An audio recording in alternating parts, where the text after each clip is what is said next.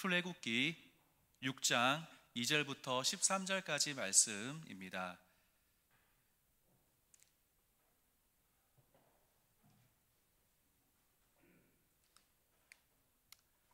찾으신 줄 알고 한 절씩 교독하겠습니다. 제가 먼저 2절 말씀을 봉독하겠습니다. 하나님이 모세에게 말씀하여 이르시되 나는 여호와이니라.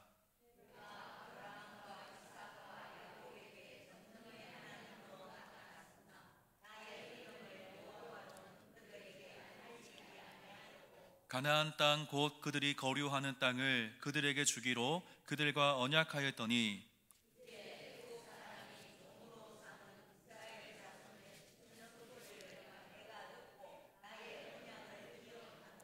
그러므로 이스라엘 자손에게 말하기를 나는 여호와라. 내가 애굽 사람의 무거운 짐 밑에서 너희를 빼내며 그들의 노역에서 너희를 건지며 편팔과 여러 큰 심판들로서 너희를 속량하여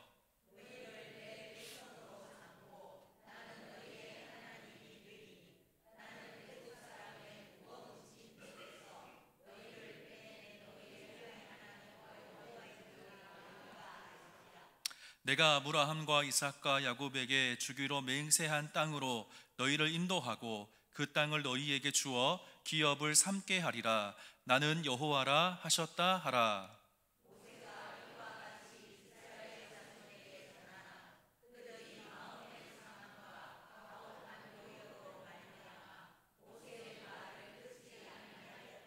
여호와께서 모세에게 말씀하여 이르시되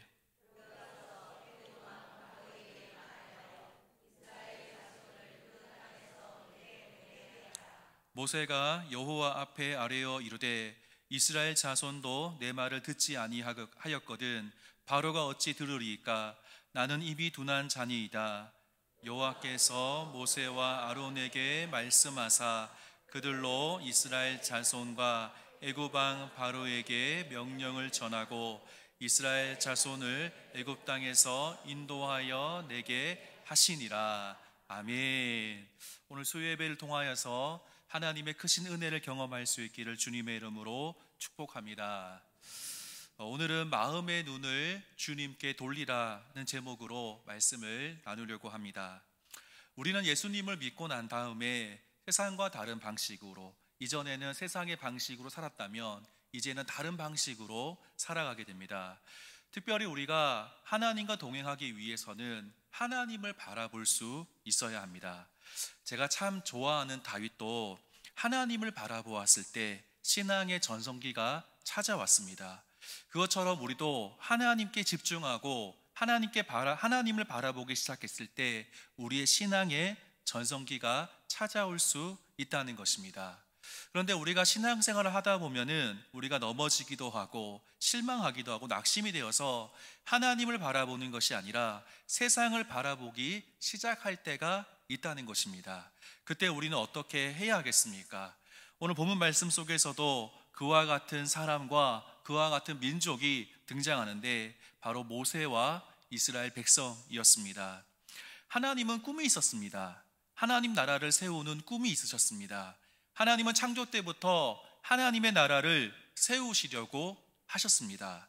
아담과 하와를 창조하시고 에덴 동산을 창설하신 이후에 아담과 하와를 에덴 동산에 살게 하셨습니다.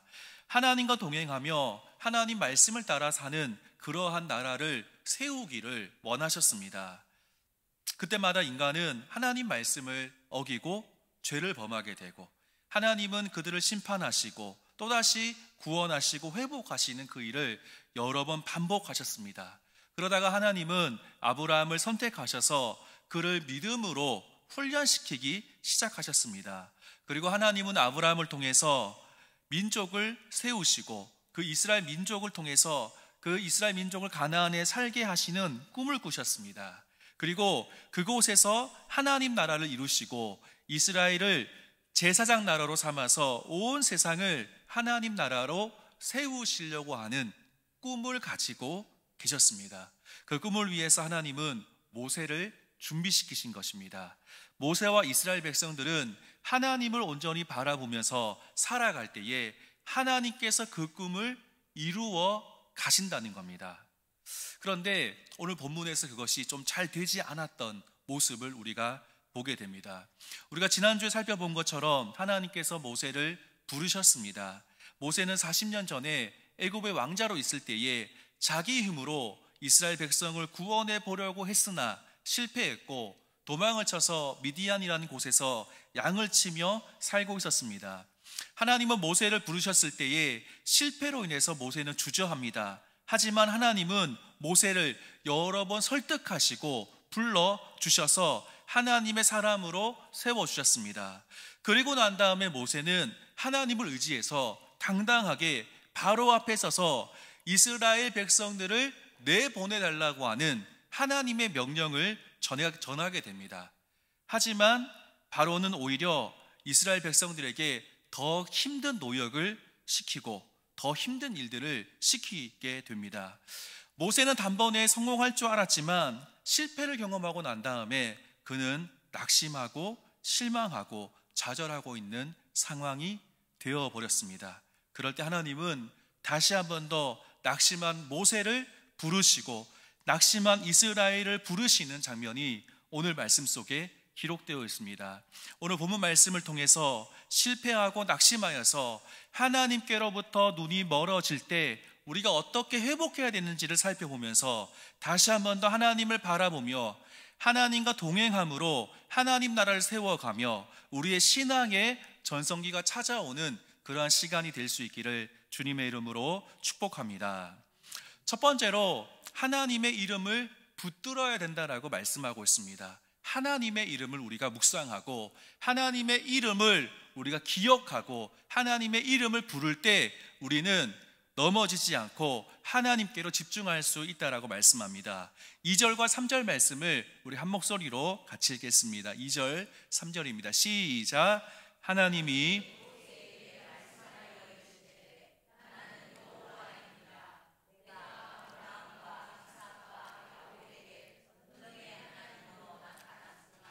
나의 이름을 여호와로는 그들에게 알리지 아니하였고. 아멘. 모세는 하나님의 말씀에 순종해서 바로에게 찾아갔고 이스라엘 백성들을 보내달라고 했지만 바로는 모세의 말을 그대로 무시했습니다. 이 일로 인해서 이스라엘 백성들은 더 힘든 노역을 해야 했습니다. 모세는 낙심할 수밖에 없었습니다. 아마 40년 전에 있었던 그 슬픈 일이 다시 한번 떠올랐을 겁니다. 패배감에 빠져 있었고 나는 할 수 없다라고 생각했을 겁니다. 이스라엘 백성들도 처음에는 모세를 믿었습니다. 그런데 더 힘든 일을 시키는데 그 이유가 모세 때문이라는 것을 알게 되었을 때 모세를 미워하고 원망하기 시작했다는 겁니다. 그러한 상황 속에서 하나님은 다시 한 번 더 모세와 이스라엘 백성들을 일으키시기 위해서 모세에게 말씀하고 있습니다. 낙심하고 실망한 모세와 이스라엘 백성들을 위해서 하나님은 자신의 이름을 다시 한 번 더 말씀하고 계십니다. 하나님은 자신의 이름을 여호와라고 말씀하십니다. 참 신기한 것은 바로왕이 모세가 바로왕을 찾아갔을 때 여호와 하나님이 내 백성을 보내라고 한다 그렇게 전했을 때 바로가 무엇이라 했냐면은 여호와가 누구이기에 라고 하면서 모세의 말을 무시했지만 하나님 말씀을 무시했지만 하나님은 다시 한 번 더 나는 여호와이니라 라고 분명하게 말씀하는 겁니다. 여러분, 저는 김건익입니다.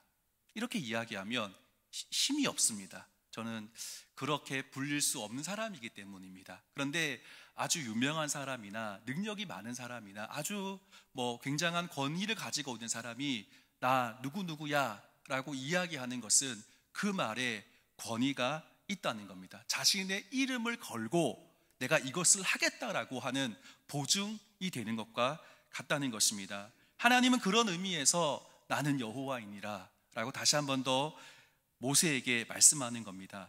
그러면서 이어서 말씀하시는 것은 과거 조상들에게 특별히 아브라함과 이삭과 야곱에게는 전능의 하나님으로는 나타났지만 여호와 하나님으로는 그들에게 알리지 않았다라고 말씀하십니다.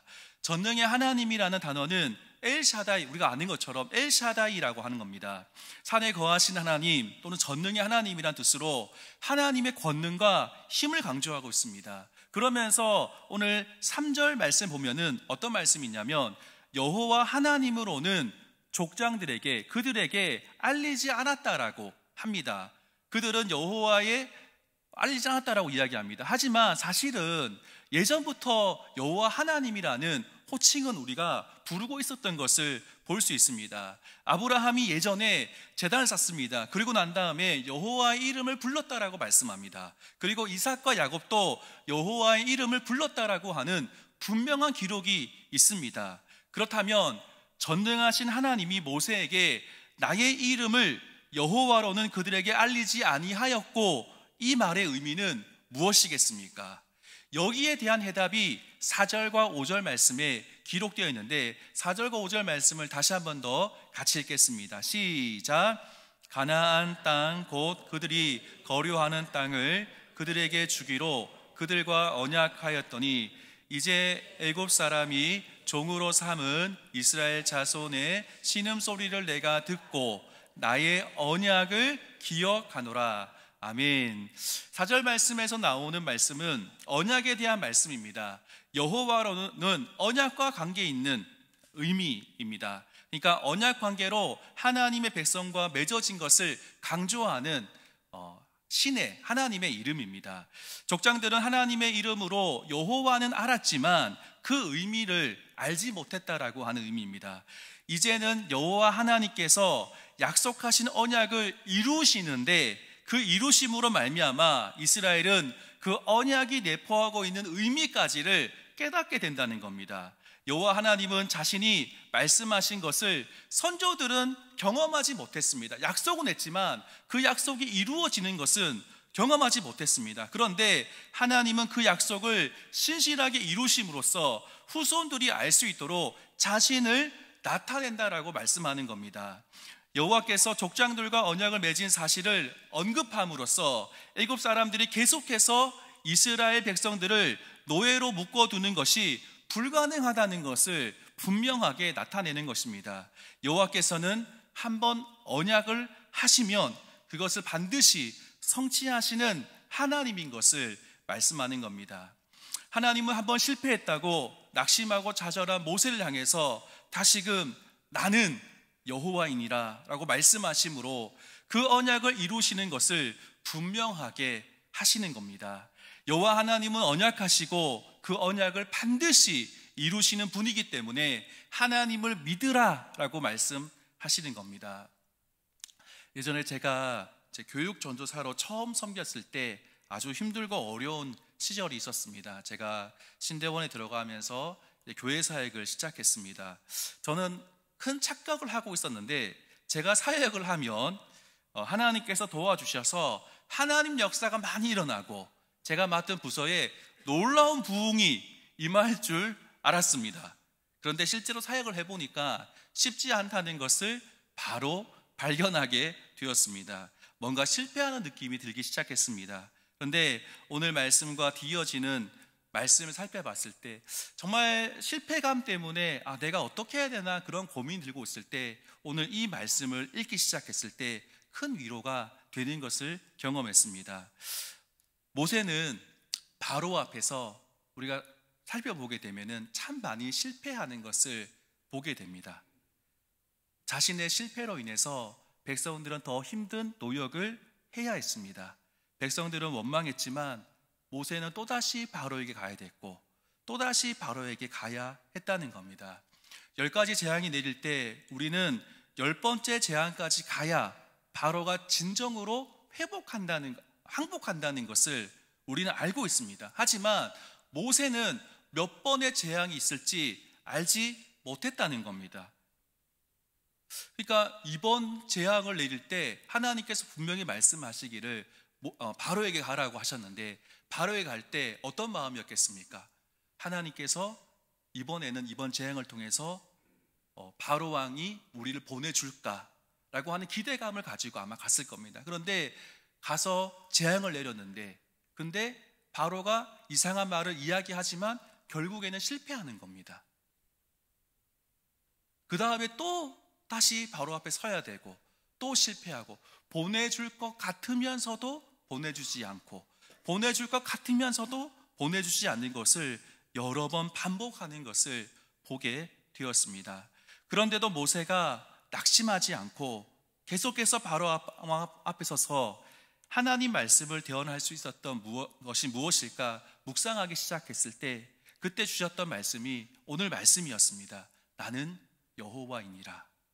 이 말씀의 의미를 깨달은 모세는 하나님께서 언약하시고 그 언약을 이루신다고 하는데 그 언약을 이루시는데 아무도 막을 수 없다는 것을 분명히 믿었습니다. 그렇기 때문에 실패해도 다시 일어설 수가 있었던 것입니다.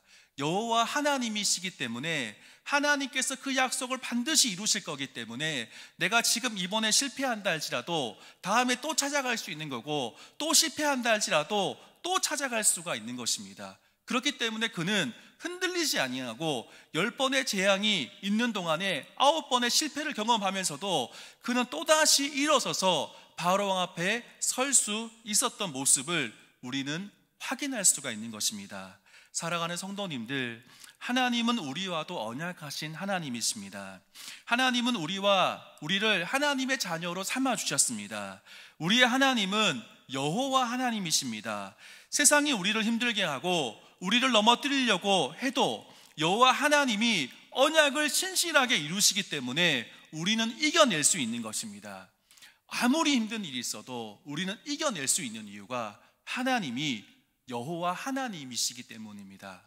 제가 이겨낸다는 단어를 사실은 쓰기 전에 원고를 쓸 때 두려워할 필요가 없다라고 제가 사실 썼었습니다. 그런데 그 문장을 쓰다가 곰곰이 생각하면서 이겨낼 수 있다는 단어로 바꿨습니다. 왜냐하면 우리에게는 연약함이 있기 때문에 어떤 일이 닥쳐왔을 때 두려움이 있다는 것은 두려움이 있기 때문입니다. 그래서 그 두려움이 있지만 우리가 하나님의 이름을 묵상하기 시작할 때 우리는 이겨낼 수가 있는 것입니다. 모세와 같이 이스라엘 백성들과 같이 낙심하고 좌절한 분들이 있다면 여호와 하나님 그 이름 속에 있는 언약을 지키시고 이루시는 그 하나님을 기억함으로 승리할 수 있는 성도님들 되시기를 주님의 이름으로 축복합니다. 두 번째로 하나님의 구원의 계획을 우리는 붙들어야 하는 것입니다. 마음의 눈을 주님께로 돌리기 위한 두 번째 방법은 하나님의 구원 계획을 알고 이것을 붙드는 것입니다. 6절부터 8절까지 말씀을 같이 읽겠습니다. 제가 6절을 읽고 성도님들이 7절, 8절을 같이 읽겠습니다. 그러므로 이스라엘 자손에게 말하기를 나는 여호와라. 내가 애굽 사람의 무거운 짐 밑에서 너희를 빼내며 그들의 노역에서 너희를 건지며 편팔과 여러 큰 심판들로서 너희를 속량하여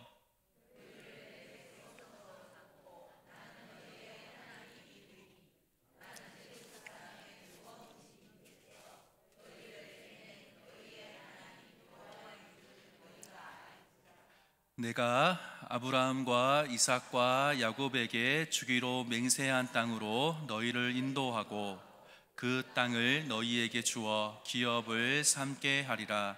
나는 여호와라 하셨다 하라. 아멘. 6절부터 8절까지 말씀을 자세히 보게 되면은 하나님께서 모세에게 말씀하시는 장면입니다. 그런데 그 말씀을 보게 되면 하나님께서 이렇게 시작하는 겁니다. 나는 여호와라. 그리고 그 말씀의 마지막 끝에는 8절 마지막에는 나는 여호와라.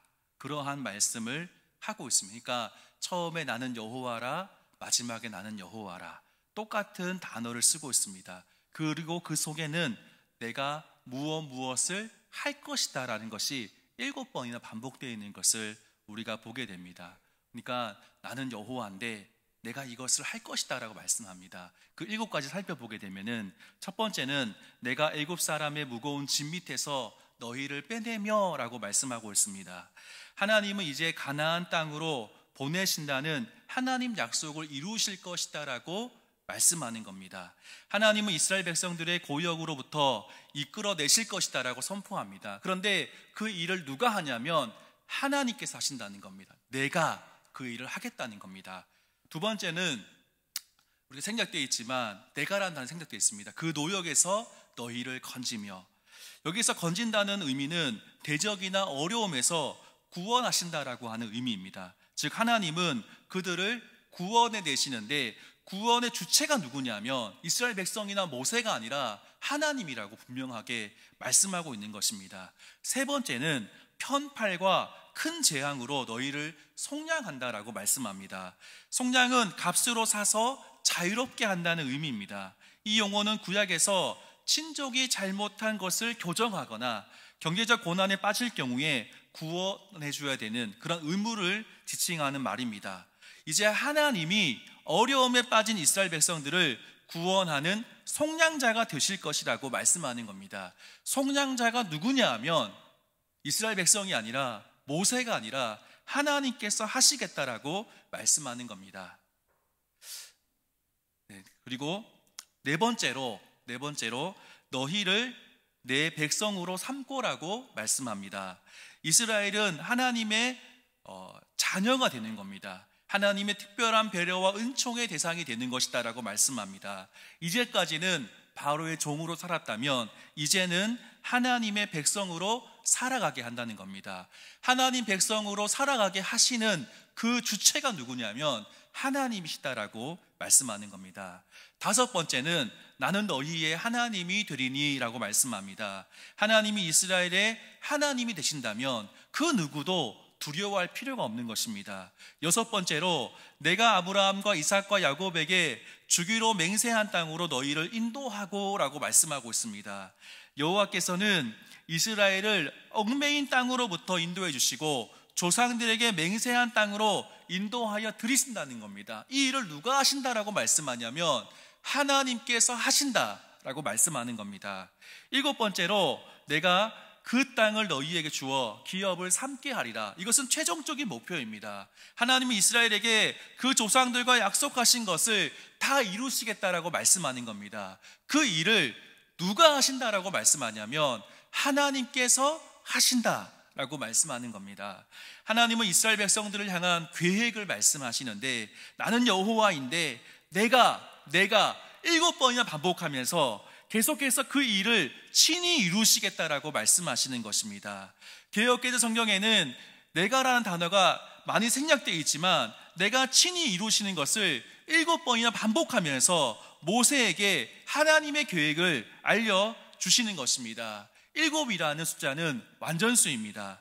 하나님께서 천지를 창조하실 때 하나님 보시기에 심히 좋았더라, 하나님 보시기에 좋았다라는 이 말이 7번이나 반복되는 것을 봅니다. 완벽하게 온전히 좋았다라고 하는 의미인 것입니다. 그렇다면 여기에서도 7번이나 반복되는 것을 확인할 수 있는데 하나님께서 이 일을 온전히 이루시겠다라고 하는 그러한 뜻을 담고 있는 것입니다. 모세는 하나님의 계획하심을 들었을 때 하나님을 신뢰할 수 있었을 것입니다. 모세는 하나님의 계획하심을 듣고 신뢰했을 겁니다. 물론 자세한 계획을 말씀하신 것은 아닙니다. 하지만 하나님은 여호와 하나님이십니다. 그리고 하나님께서 친히 그 계획을 실천하시고 이루실 것을 강조하셨기 때문에 내가 하는 것이 아니라 하나님께서 그 일을 이루시겠구나라고 하는 것을 확실하게 믿고 신뢰할 수 있었던 겁니다. 사랑하는 성도님들, 하나님은 우리를 향한 계획이 다 있으신 분이십니다. 다 있습니다. 하나님은 그냥 우리를 세상에 던져놓고는 너희 마음대로 살아가라고 말씀하시는 분이 아닙니다. 아무런 계획 없이 우연에 의해서 살아가는 존재가 아니라는 것입니다. 하나님은 모든 사람에게 계획이 있습니다. 하나님의 뜻이 분명히 있습니다. 하나님은 우리 모두를 하나님 뜻 가운데 창조하시고 세상에 보내신 겁니다. 그 계획을 내가 이루면 못하지만 하나님께서 이루시기 때문에 우리는 그 계획을 하나님 뜻대로 살아갈 수가 있는 것입니다. 하나님은 저를 너무 사랑하십니다. 저를 향한 계획이 분명히 있으십니다. 저는 아직까지 그 계획이 전부가 어떤지는 잘 모르지만 분명히 있다는 것을 확신합니다. 시간이 지나오면서 되돌아보니까 이것이 하나님의 계획이었구나, 이것이 하나님의 뜻이었구나 라고 하는 것을 확인하게 되는 겁니다. 어제 저녁에 아이들과 식사를 하면서 저녁을 먹으면서 중학교 1학년 때 우리 성도님들은 많이 들으셨고 우리 고등부 학생들도 많이 들었지만 생각해 보니까 저희 아이들한테는 그 이야기를 하지 않았던 것이었습니다. 그래서 중학교 1학년 때 교통사고 났던 이야기를 했습니다. 우연찮게 하게 되었습니다. 발을 보여주면서 골절된 뼈를 고정하기 위해서 철심을 이제 받고 그리고 이제 터진 피부를 이식했던 이야기들을 해주었습니다. 그때 아이들이 그랬습니다. 아빠 이야기를 듣고 나니까 아빠 발을 더 이상 못 보겠다, 그런 이야기를 했습니다. 그러면서 둘째가 이렇게 이야기했습니다. 예수님 또 십자가에 박힐 때 못에 박혔는데 아빠 발도 못에 박혔구나, 이런 이야기, 은혜로운 이야기를 했습니다. 그러면서 저는 아이들에게 아빠가 이렇게 큰 일을 당했고 또 참 많은 어려움이 있었지만 돌아보니까 하나님의 계획하심이 있더라, 돌아보니까 하나님의 계획하심이 있었다라고 아이들에게 이야기했습니다.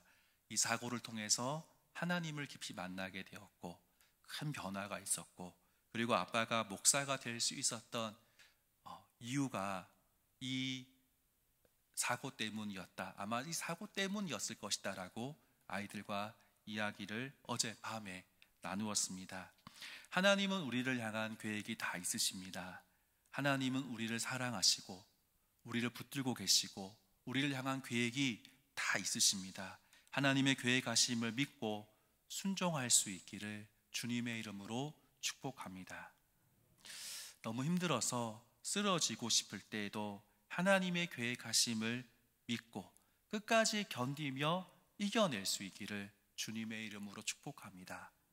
언젠가는 하나님은 선하신 분이야 라고 고백하는 그날이 올 줄 믿습니다. 마지막 세 번째로 하나님의 신실하심을 우리가 붙들어야 됩니다. 지금까지 하나님은 언약하시며 그 언약을 성취하시는 분이고 계획하시며 그 계획을 이루시는 분인 것에 대해서 나누었습니다. 이제는 우리가 하나님께로 우리의 눈을 돌리기 위해서 무엇을 붙들어야 되냐면 하나님의 신실하심을 붙들어야 한다는 것입니다. 모세는 하나님 말씀을 듣고 마음이 회복되었을 겁니다. 그래서 다시 이스라엘 백성들에게 가서 하나님 말씀을 전했습니다. 9절입니다. 같이 읽겠습니다. 9절 시작. 모세가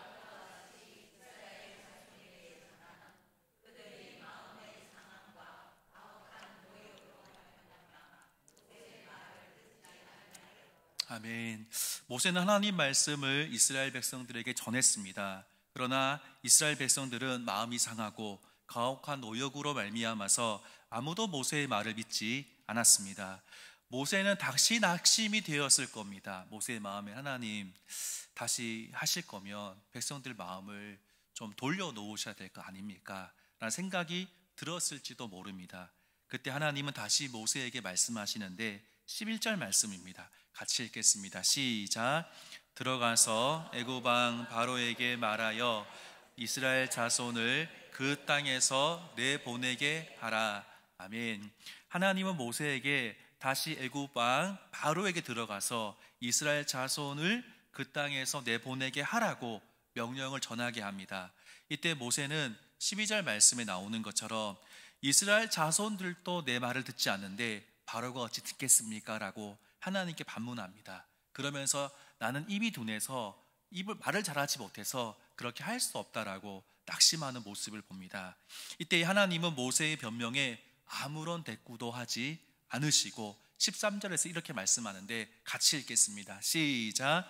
여호와께서 모세와 아론에게 말씀하사 그들로 이스라엘 자손과 애굽 왕 바로에게 명령을 전하고 이스라엘 자손을 애굽 땅에서 인도하여 내게 하시니라. 아멘.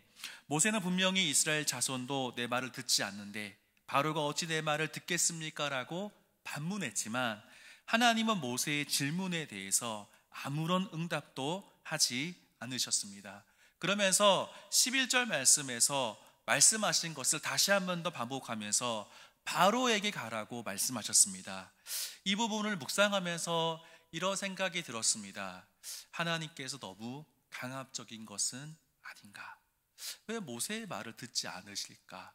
모세가 이렇게 힘듦을 표현하고 있는데 왜 이렇게 하실까라는 생각이 들었습니다.